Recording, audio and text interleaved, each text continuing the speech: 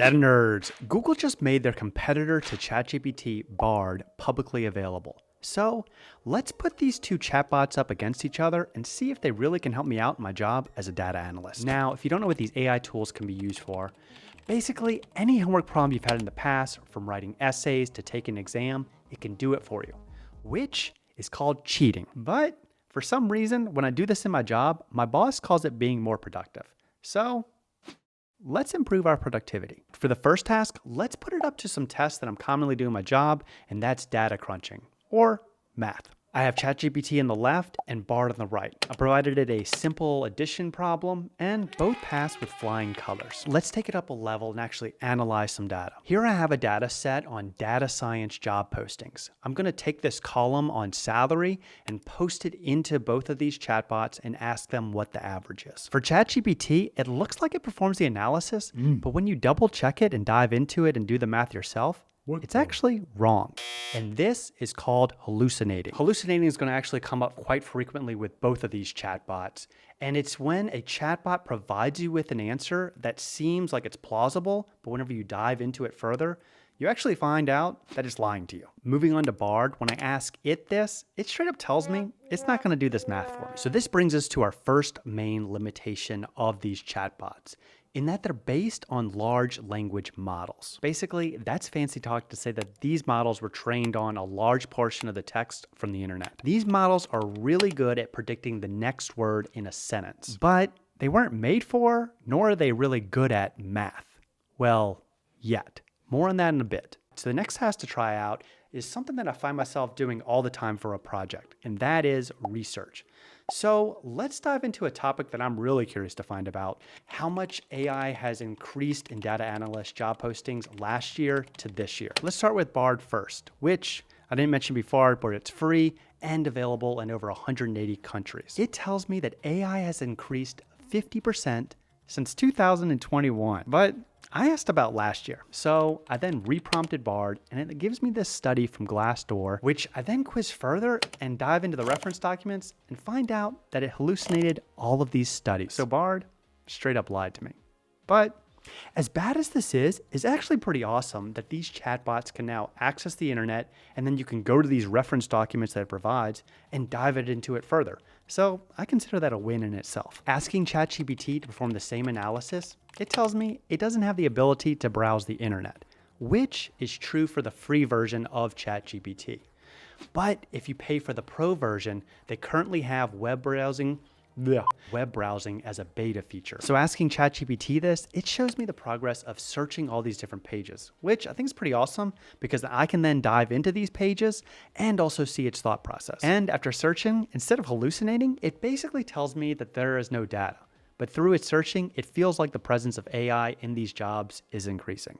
Thanks, ChatGPT. And this truthfulness is nothing like I've seen before with ChatGPT. I've been using it for months, and it's been hallucinating up a storm with me. And so it's pretty awesome that now that it's accessing the internet, it has more reliable information. Now, when it comes to a winner between these two, I found they both fumbled just as much as the other. What I did find was Bard was always quicker and usually had a more thoughtful analysis.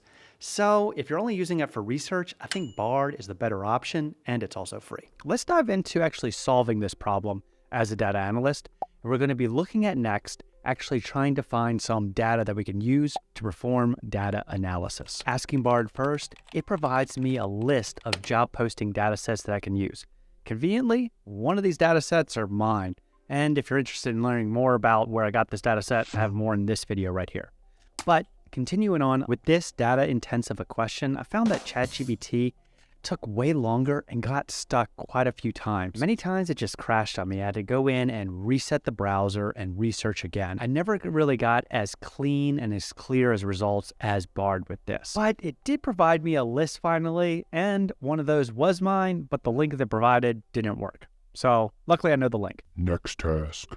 Let's actually get into analyzing these data sets. And so we know large language models are bad at math, but it turns out they're actually good and can be programmed to interact with other applications that can perform this math for us. So I like to use tools like spreadsheets in order to analyze data. And it turns out Google and Microsoft are both investing into technology so that way you can use these chatbots in order to interact directly with the spreadsheet. For Google's solution right now, it's not really that impressive. Based on the recent keynote, they're showing that you can pretty much just generate a simple table, and I don't know, I'm not really impressed by that. Look at that. But Microsoft, who has been pouring a lot of money into OpenAI, is actively developing a solution to where you can use a model to control spreadsheets. And this is a part of their Microsoft 365 Copilot program. Both of these solutions from Google and Microsoft aren't available today, so we need to look elsewhere. It turns out that they do have a new feature available to ChatGPT, which is plugins. Plugins allow these chatbots to connect to another application. And the one I'm excited about from ChatGPT is Wolfram. But once again, these plugins aren't yet publicly available. I don't even have access, but I do know somebody that does. And it's my friend Alex, who runs a YouTube channel on software development. Here's the plugin store. Let's check it out. Most popular, there's Wolfram right there. And we went through and did a lot of the same tests that I did in this video within this Wolfram plugin. It began very promisingly. Hey, and It's right. it's pretty cool. We provided a list of values, and it even got this correct. Got it. We tried to connect it directly to a data source, but this didn't really work. So what we resorted to was making a small tableless data set and then feeding it directly into the chatbot. Look at this. So ChatGPT figured out what to send to Wolfram and then used Wolfram to do the calculation. As these models become more efficient, I think it's pretty promising that we'll be able to do some sort of data analysis through these chatbots. So since none of these things actually solve the problem that we're actually working to achieve, I've then resorted to moving into something that I know both these models can do, and that is coding. I provided a link to the data set online and then asked it to write some Python code and actually analyze and extract how often things like AI, ChatGPT, and a Bard appeared in the job description. For Bard, this was a shit show. I tried to do this all in a single prompt, and I failed miserably. Maybe my prompt wasn't good enough, I don't know. So then I moved into doing multiple different prompts. I finally got this visualization, but it sucks. It only shows counts of keywords and doesn't show relative percentages. So I troubleshooted this for like an hour and finally just gave up because I was getting to the point that I was actually having to make and find all of the different errors within it. Right now, as far as coding goes, Bard, I'm not really confident in its skills. So moving on to ChatGPT. The first time I actually tried it with ChatGPT, it worked flawlessly. The only problem was I wasn't recording, and so I didn't have any evidence to show y'all. So reprompting ChatGPT, that's when I started to run into a lot of issues on the second go around. It had very minor issues, similar Bard, like the wrong column names, date time issues, but unlike Bard, it was actually able to update the code and provide more correct code than Bard was able to do. And finally, we were able to get these visualizations, which show these 3 different keywords and how they trend over time. It's only November 2022 to May of 2023. And right now, it's not looking like there's really a trend upward in data analyst jobs. So what's the conclusion? Well, to start, with both of these tools, I think data analyst jobs are pretty safe. But I would definitely start implementing your job.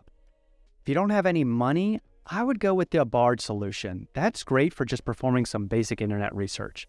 If you're having to move into coding, you could then move into ChatGPT.